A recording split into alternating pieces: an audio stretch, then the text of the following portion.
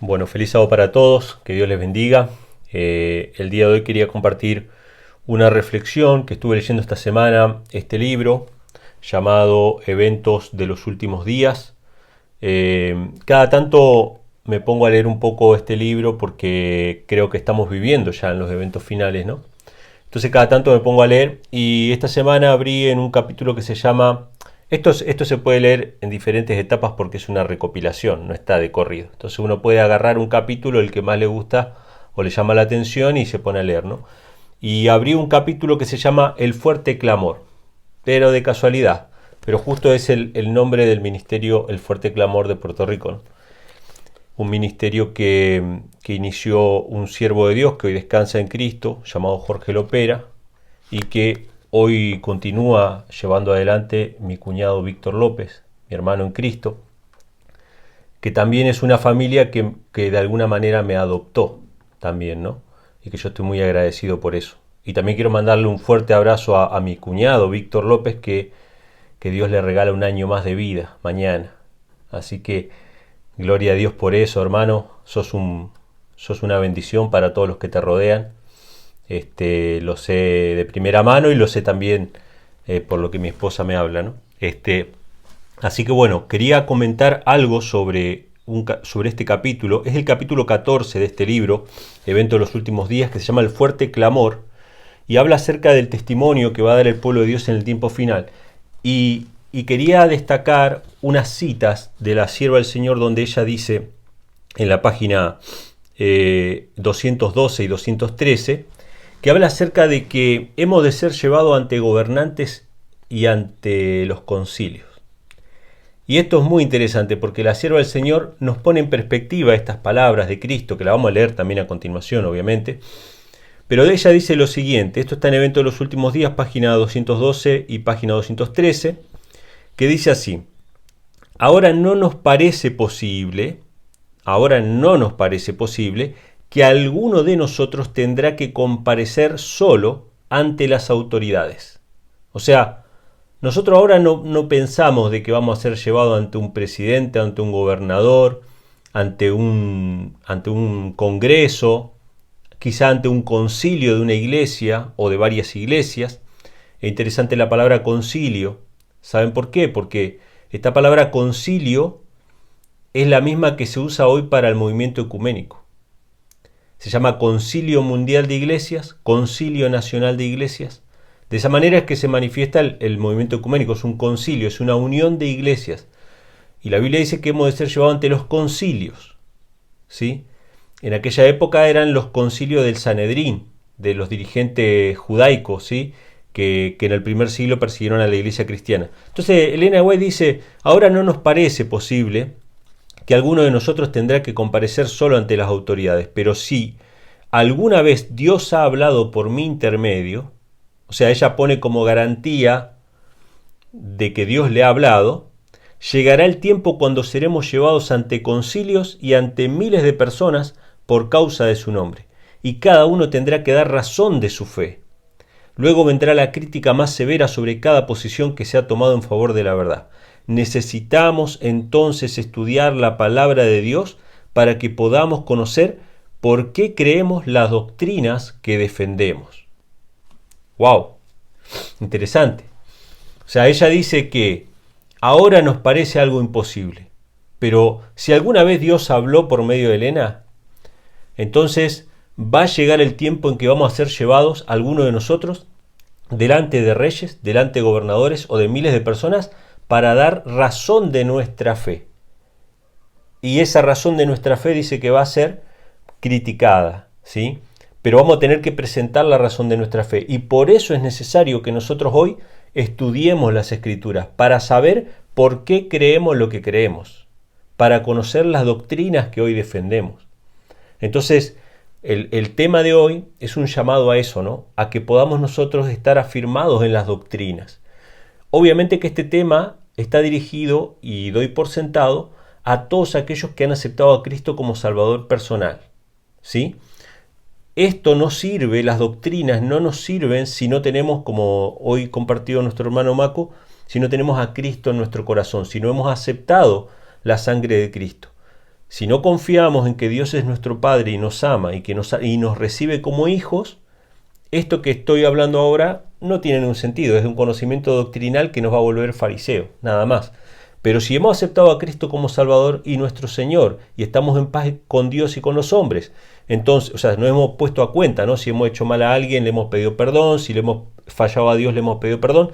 Si estamos a cuentas con Dios, entonces necesitamos conocer las doctrinas y el fundamento bíblico de las doctrinas que creemos, porque tarde o temprano nos veremos obligados a dar razón de nuestra fe delante del mundo, ¿sí?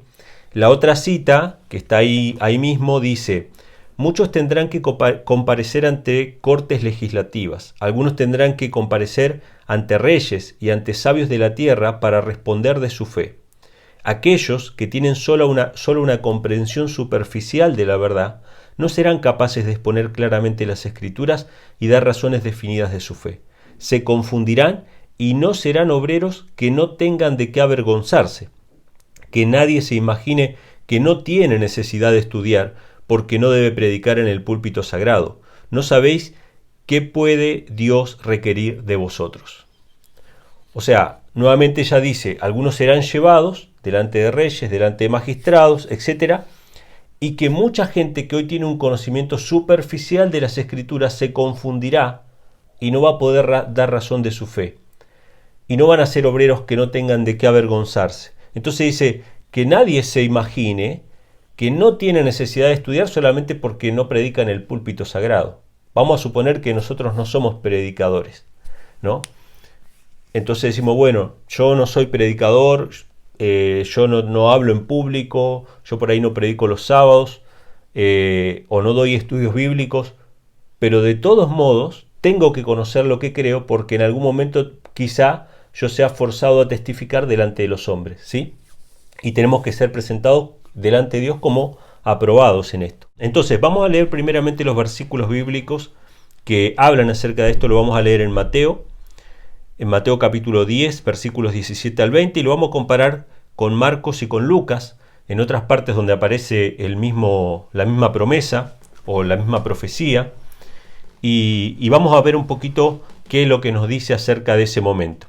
En realidad, nuestra preocupación, no debería ser una preocupación, debería ser una ocupación. O sea, nuestra ocupación, nuestro trabajo hoy, en tiempos de paz, es atesorar en nuestro corazón todas las promesas de la palabra de Dios.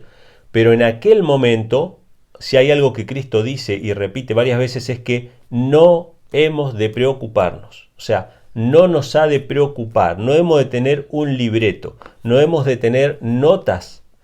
O sea, yo me acuerdo cuando yo era chico, íbamos a la escuela y llegaba el momento del examen, ¿no? Y lo que se acostumbraba a hacer, que éramos todos delincuentes en la escuela, éramos terribles, destruíamos la escuela, éramos los que nos sentábamos atrás de todo, y lo que se solía hacer era lo que se llama un machete, que era una nota con las preguntas o con los temas en general, para tener una ayuda a memoria para el examen, y eso tenía que estar escondido en alguna parte. Bueno, nosotros no vamos a tener delante de los reyes, delante de los magistrados o delante del pueblo o donde sea, quizás seamos llevados a la cárcel a testificar a los presos que están en la cárcel, no sabemos, pero no vamos a tener un machete. Todo lo que tengamos lo vamos a tener que hacer por derecha, vamos a tener que tenerlo grabado en nuestra mente y en nuestro corazón. No vamos a poder hacer como hacíamos en la escuela, que lo teníamos anotado en alguna parte. No se puede. Vamos a tener que tenerlo en nuestro corazón, porque quizá en algún momento ni siquiera la Biblia la tengamos. Entonces, yo ayer me ponía a pensar y digo, suponte que yo estoy ahora en la cárcel y no tengo la Biblia. Si yo tuviera un lápiz y un papel, me pondría a anotar todos los versículos que me acuerdo de memoria, tratar de recordar lo más posible y tratar de anotarlos de vuelta. Y dije, voy a tratar de recordar cuántos tengo de memoria. Y eran muy pocos, hermano. O sea, me acordaba muy pocas cosas que yo podría reproducir textual como está. Quizá los 10 mandamientos, quizá algunos pasajes del Nuevo Testamento, de la vida de Cristo, algunas promesas del Apocalipsis. Pero llegado el momento tendremos que dar razón de nuestra fe y todo eso va a tener que estar archivado en nuestro corazón. Entonces, el primer texto es Mateo 10, versículos 17 al 20, que dice así: guardaos de los hombres, porque os entregarán a los concilios. Concilios. Esto no se refiere a gobernantes civiles, sino a gobernantes religiosos, ¿sí? Y en sus sinagogas os azotarán, ¿sí? Esta es la iglesia, o sea, es una organización eclesiástica persiguiendo a los seguidores de Cristo. Y aún ante gobernadores y reyes seréis llevados, acá sí están los gobernadores civiles, por causa de mí, para testimonio a ellos y a los gentiles. Fíjense que nada de lo que sucede en el mundo de Dios, en el plano de Dios, carece de propósito, ¿sí? Aún ser llevados ante los reyes, ser llevados a la cárcel o ser perseguidos, nada de eso carece de un propósito salvífico, para testimonio a ellos y a los gentiles. O sea, es para testimonio. O sea, Dios tiene un propósito más allá de las adversidades que nosotros vemos de manera inmediata ante nuestros ojos. Hay muchas otras cosas que no vemos. Por eso nuestra confianza en Dios tiene que ser implícita. Porque nosotros podemos ver una adversidad, podemos ver una falta, una falencia, una escasez, un peligro. Pero Dios está viendo mucho más allá, está viendo almas para salvar. Entonces dice, más cuando os entreguen, no os preocupéis por cómo o qué hablaréis, porque en aquella hora os será dado lo que habéis de hablar, porque no sois vosotros los que habláis, sino el Espíritu de vuestro Padre que habla en vosotros. O sea que la ocupación nuestra es ahora. En aquel momento no nos hemos de preocupar. El Espíritu del Padre nos va a dar lo que tengamos que hablar. Obviamente nos va a dar de lo que nosotros hayamos que hayamos guardado, atesorado en nuestro corazón. Porque Dios no puede obligarnos y ponernos como un pendrive y decirnos, bueno, yo te paso toda la revelación así, y pasar por encima de la revelación que ya fue dada, que es las Sagradas Escrituras. Entonces, y tomen nota de paso que acá llama al Espíritu Santo, lo llama el Espíritu de vuestro Padre. Vamos a ver que en los 3 evangelios cambia la forma de expresar acerca del Espíritu Santo, lo que muestra que su naturaleza es realmente un misterio de la cual solamente si somos muy atrevidos podemos llegar a hablar. Vamos al siguiente pasaje, Marcos capítulo 13, versículos del 9 al 11. Marcos 13, del 9 al 11, es la misma escena, pero dice así: pero mirad por vosotros mismos, porque os entregarán a los concilios, y en las sinagogas os azotarán, y delante de gobernadores y de reyes os llevarán, por causa de mí, para testimonio a ellos. Y es necesario que el Evangelio sea predicado antes a todas las naciones. Pero cuando os trajeren para entregaros, no os preocupéis por lo que habéis de decir, ni lo penséis, sino que lo que os fuere dado en aquella hora, eso hablad, porque no sois vosotros los que habláis, sino el Espíritu Santo. Bueno, antes había dicho el Espíritu de vuestro Padre, ahora dice el Espíritu Santo. Y vuelve a repetir, no se preocupen, Dios les va a dar lo que tengan que hablar. Vamos al siguiente pasaje, que está en Lucas 21, del 12 al 15, dice así: pero antes de todas estas cosas os echarán mano y os perseguirán, y os entregarán a las sinagogas y a las cárceles, y seréis llevados ante reyes y ante gobernadores por causa de mi nombre, y esto os será ocasión para dar testimonio. Proponed en vuestro corazón no pensar antes cómo habéis de responder en vuestra defensa, porque yo os daré palabra y sabiduría, la cual no podrán resistir ni contradecir todos los que se opongan. Bueno, hoy justamente no estamos hablando acerca del tema de la Trinidad y el Espíritu Santo, pero fíjense qué interesante ver que en una dice el Espíritu del Padre, en otra dice el Espíritu Santo y en otra dice yo os daré palabra, ¿sí? Evidentemente no podemos definir con precisión la naturaleza del Espíritu Santo, pero sí sabemos que procede del Padre y del Hijo y que es Cristo hablando a nuestros corazones, ¿no? Ahora, en todos estos pasajes se nos da la promesa de que Dios nos va a dar las palabras y que no hemos de preocuparnos.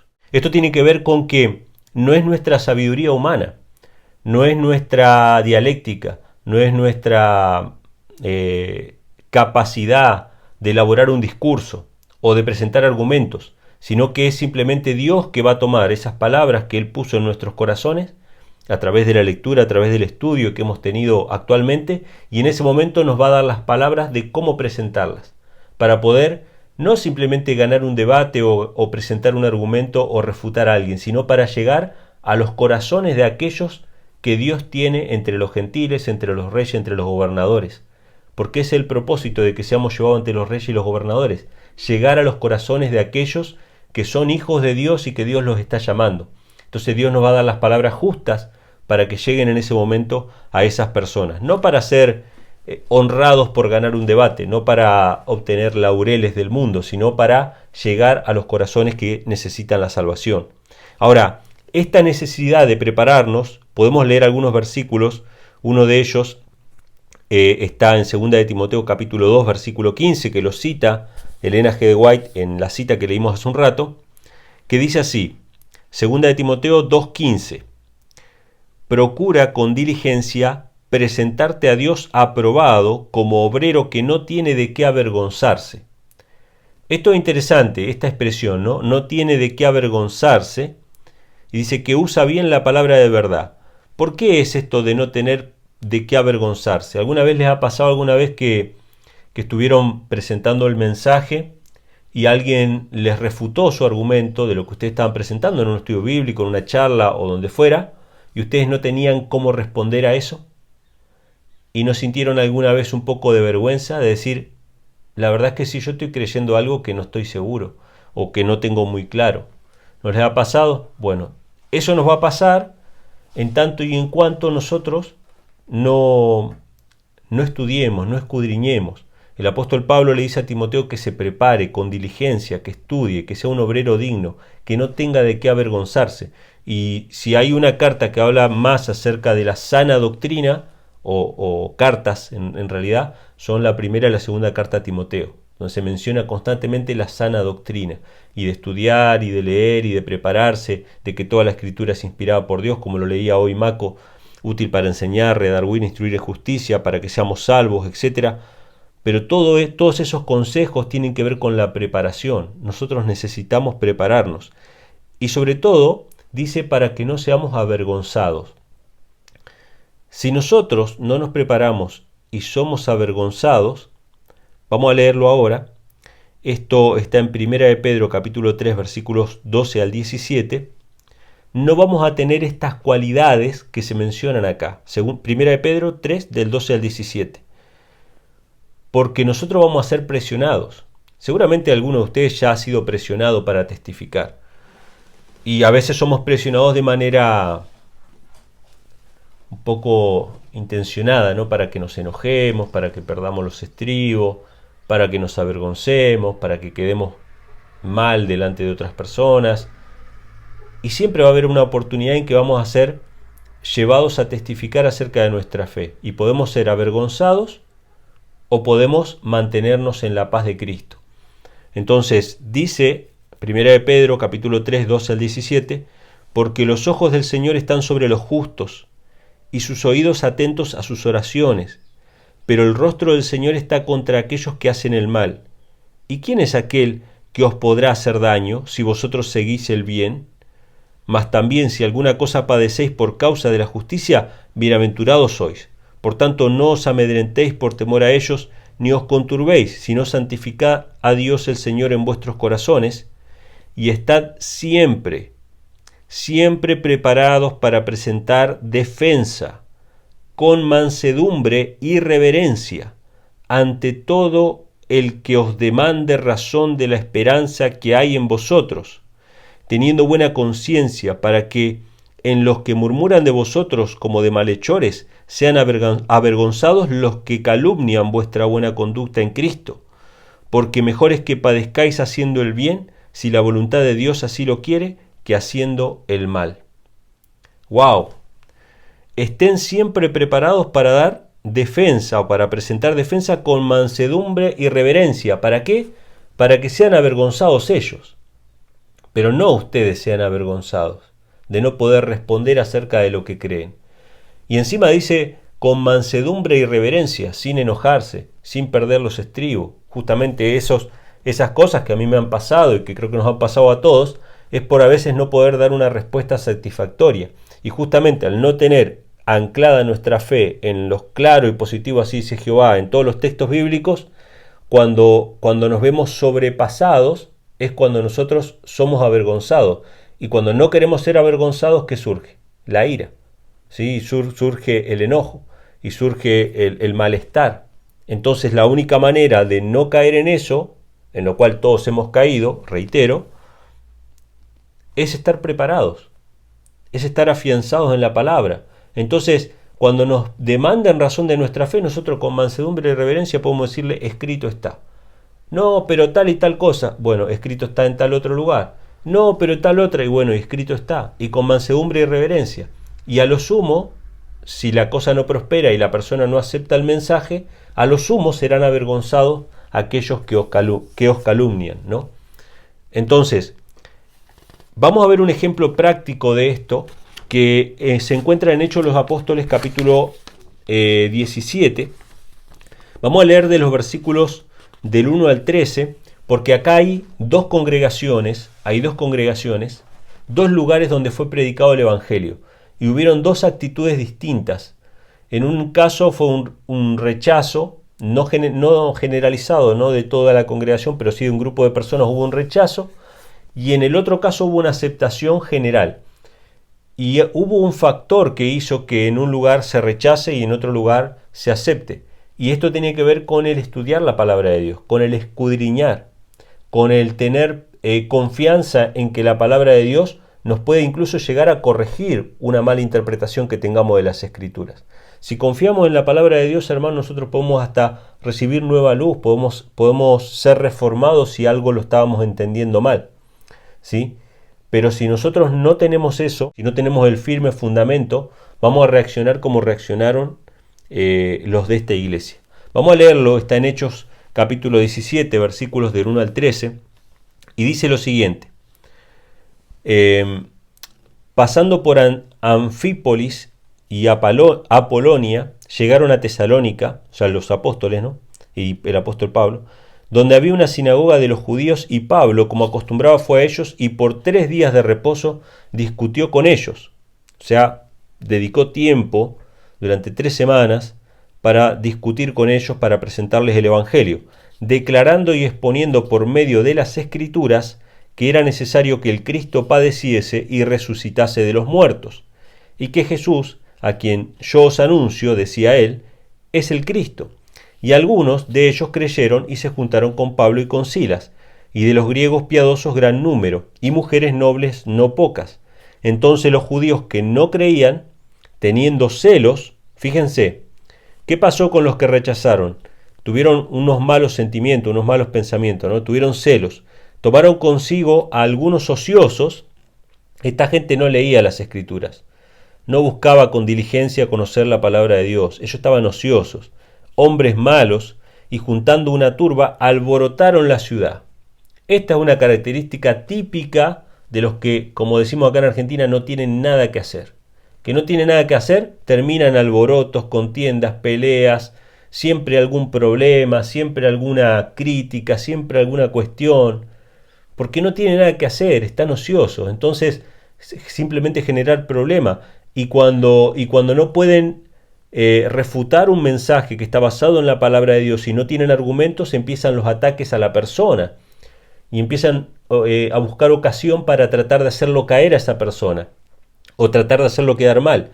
Dice, y asaltando la casa de Jasón, procuraban sacarlo al pueblo, pero no hallándolos trajeron a Jasón y algunos hermanos ante la autoridad de la ciudad, gritando, estos que trastornan al mundo entero también han venido acá, a los cuales Jasón había recibido, y todos estos contravienen los decretos del César, diciendo que hay otro rey, Jesús.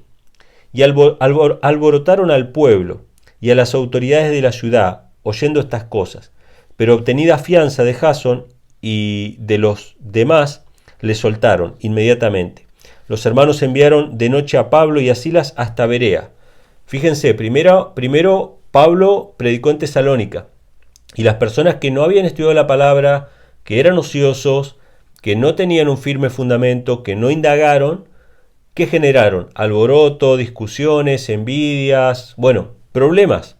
Pero cuando Pablo y Silas, dice, fueron hasta Berea, ellos, habiendo llegado, entraron en la sinagoga de los judíos, y estos eran más nobles que los que estaban en Tesalónica. Eran más nobles, eran personas más sinceras, pues recibieron la palabra con toda solicitud. ¿Cómo la recibieron? A ciegas, la recibieron así simplemente porque Pablo lo decía y bueno, entonces como Pablo lo dice es verdad. No, escudriñando cada día las escrituras para ver si estas cosas eran así. O sea que lo que les dio la paz, lo que les dio de no ser avergonzados, de poder mantenerse firmes, fue tener las escrituras como fundamento. Aceptaron el mensaje de Pablo, sí, pero no lo aceptaron porque Pablo lo dijo, lo aceptaron porque estaba escrito. Así que creyeron muchos de ellos y mujeres griegas de distinción y no pocos hombres. Cuando los judíos de Tesalónica supieron que también en Berea era anunciada la palabra de Dios por Pablo, ¿qué hicieron? Fueron allá y también alborotaron a las multitudes. O sea, el que no tiene nada que hacer, el que está ocioso, el que no tiene el fundamento firme, simplemente problemas, alboroto, acusaciones, críticas, etc. Pero los que están firmes en las escrituras, vamos a suponer que los bereanos estudiaban la palabra con Pablo y Pablo les predicaba un error, lo iban a rechazar y ya está, o lo iban a aceptar y ya está, pero no iban a hacer todo ese alboroto y todas esas cuestiones. Entonces, hermanos, para no ser avergonzados cuando seamos llevados, si en alguno de los casos somos llevados delante de personas, a veces estas cuestiones pueden suceder en miniatura. Yo sé de algunos que han tenido que testificar en su escuela, ¿sí? Sé de algunos que han tenido que testificar en su trabajo, delante de los hombres, por alguna cuestión. Entonces, para no ser avergonzados y tener el fundamento firme, hermanos, es nuestro deber, una vez que hemos aceptado a Cristo como Señor y Salvador, escudriñar las Escrituras, para no ser movidos por cualquier viento de doctrina y para poder dar testimonio de nuestra fe. Algunos antecedentes de personas que fueron llevados ante los reyes y que tuvieron que testificar delante de autoridades. José ante el faraón, Génesis capítulo 41, no lo vamos a leer ahora, pero si quieren después lo pueden leer. José fue llevado ante el faraón y también en un contexto de persecución, porque él fue primeramente vendido por sus hermanos, después fue llevado a la cárcel y aún así Dios lo puso delante del faraón para que testificara del Dios verdadero. Daniel ante Nabucodonosor, esto está en Daniel capítulo 2, también en un contexto de persecución. Daniel fue llevado cautivo, después fue decretada la muerte de todos los de su clase, o sea que estaban en un momento realmente crítico y aún así Dios los llevó delante del rey más poderoso de la tierra para testificar acerca del verdadero Dios. Jesús ante Pilato, también en un contexto de persecución, esto está en Mateo capítulo 27, que fue perseguido, fue encarcelado y aún así fue llevado delante de Pilato para testificar acerca del Dios verdadero y entregar su vida por nosotros. Y Pablo ante el gobernador Félix y ante César, esto está en Hechos 24 y en Hechos 28, que obviamente Pablo toda su vida de cristiano fue perseguido y aún así fue llevado ante el gobernador más importante del mundo, que fue César, y de hecho murió en Roma dando testimonio de la fe en Cristo. Así que vemos que hay muchos antecedentes de que esto ha pasado y sin duda va a volver a pasar, de que muchos creyentes tengan que ser llevados ante los tribunales para dar testimonio de la fe. Pero quiero destacar un ejemplo puntual de un creyente que fue llevado ante un concilio, que es el primer mártir cristiano, Esteban. Vamos a ir a Hechos de los Apóstoles, vamos a leer desde el capítulo 6, vamos a leer de los versos 8 al 15, y después vamos a leer, yo les voy a ir diciendo Hechos 7 del 1 al 3, vamos a leer algunos versículos más. Quiero que veamos un poquito el contexto de cómo es que fue llevado ante el concilio el diácono Esteban. Hechos capítulo 6, versículos del 8 al 15 dice así: Esteban, lleno de gracia y de poder, hacía grandes prodigios y señales entre el pueblo. Entonces se levantaron unos de la sinagoga llamada de los libertos y de los de Cirene, de Alejandría, de Cilicia y de Asia, disputando con Esteban. Nótese que acá la escritura no dice que simplemente Esteban iba a disputar con ellos, sino que ellos se levantaron a disputar con Esteban porque Esteban estaba testificando.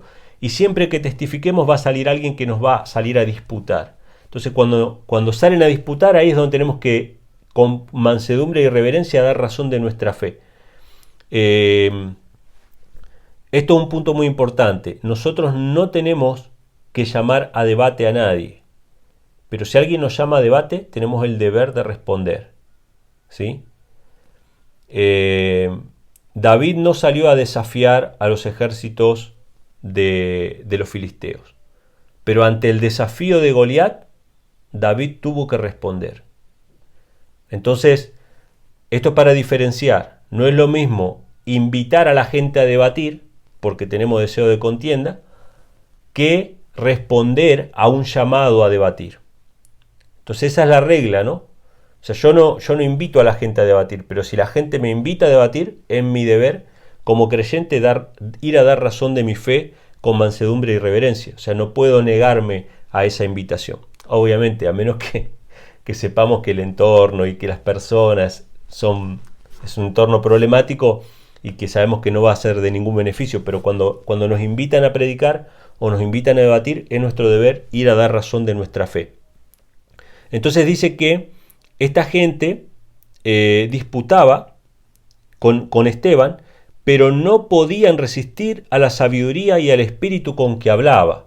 Y quiero destacar estas dos cosas porque no era una sola cosa, no era solamente sabiduría, sino que era también el espíritu con el que hablaba. ¿Sí? A Jesús se lo reconocía por eso, no solamente por lo que decía, sino por la autoridad con la que hablaba, la autoridad moral, ¿sí? La autoridad de decir, bueno, yo creo esto pero lo practico, ¿sí? Y yo lo vivo, y eso se veía en el rostro de Esteban, se veía en su semblante, se veía el gozo, la paz del Evangelio, se veía la salvación, y ellos no podían resistir los argumentos, la sabiduría, ni tampoco el espíritu. Entonces, ¿qué hicieron? Como no les gusta ser avergonzados, porque el corazón orgulloso no quiere ser avergonzado, quiere ganar a toda costa, dice, entonces sobornaron a unos para que dijesen que le habían oído hablar palabras blasfemas contra Moisés y contra Dios. Y soliviantaron al pueblo, a los ancianos y a los escribas, y arremetieron, le arrebataron y le trajeron al concilio. Nuevamente acá vemos el concilio. Dice que lo trajeron al concilio y pusieron testigos falsos que decían, este hombre no cesa de hablar palabras blasfemas contra este lugar santo y contra la ley, pues le hemos oído decir que este Jesús de Nazaret destruirá este lugar y cambiará las costumbres que nos dio Moisés. Entonces todos los que estaban sentados en el concilio, al fijar los ojos en él, vieron su rostro como el rostro de un ángel. ¿Sí? O sea, primero lo acusaron falsamente, dijeron cosas que obviamente Esteban nunca había dicho, pero cuando lo vieron, su semblante, la paz que él tenía, el gozo de la salvación, el resplandor del rostro de Cristo se pudo ver en este hombre. O sea, vieron su semblante como el rostro de un ángel. Él tenía la paz del cielo, ¿sí? Él no iba a ser avergonzado, no por su sabiduría, sino porque estaba anclado en la palabra de Dios, porque su vida estaba unida a la de Cristo, él estaba escondido en la roca. Entonces no podía ser avergonzado. Venció a sus adversarios que se levantaron con mansedumbre y reverencia, y cuando recibió todas las acusaciones, él no trató de defenderse él mismo, sino que él sabía que estaba en las manos del Señor. Entonces ellos vieron esto, recibieron el testimonio de que este hombre era un hombre santo. Pero vamos a ir al capítulo 7, versículos del 1 al 3, que dice, el sumo sacerdote dijo entonces, ¿es esto así? Le preguntaron, ¿no? Y él dijo, y fíjense, no lo vamos a leer ahora, pero ustedes lean el capítulo 7 del 1 en adelante, vamos a leer solamente hasta el verso 3, pero él empieza a relatar toda la historia sagrada. Toda la historia sagrada estaba en su corazón y en su mente. No citando quizá versículo, párrafo, versículo y capítulo, no, pero él sabía toda la historia. A veces nos preocupamos, hermanos, de no sé en qué parte está. No importa que no sepas en qué parte está, lo importante es que vos sepas la historia, qué fue lo que pasó, y que todos ya la saben a la historia y pueden dar fe de que lo que está diciendo es verdad, y que si lo buscan lo va a encontrar. Entonces a veces nos preocupamos de, no me acuerdo del capítulo del versículo, no importa. Lo importante es que sepamos la historia, que conozcamos lo que pasó. Y él empieza a contar toda la historia del pueblo de Israel. Él les dijo, varones, hermanos y padres, oíd, el Dios de la gloria apareció a nuestro padre Abraham, estando en Mesopotamia, antes que morase en Harán, y le dijo, sal de tu tierra y de tu parentela, y ven a la tierra que yo te mostraré. Y ahí empieza a relatar la historia de Abraham, de Isaac, de los patriarcas, de los profetas. Cuando llega la parte de la construcción del templo, la sierva del Señor dice que él deja de relatar la historia. y deja de mirar hacia el vacío porque él estaba absorto en el relato, testificando de todo lo que Dios había hecho en el pasado, ¿sí?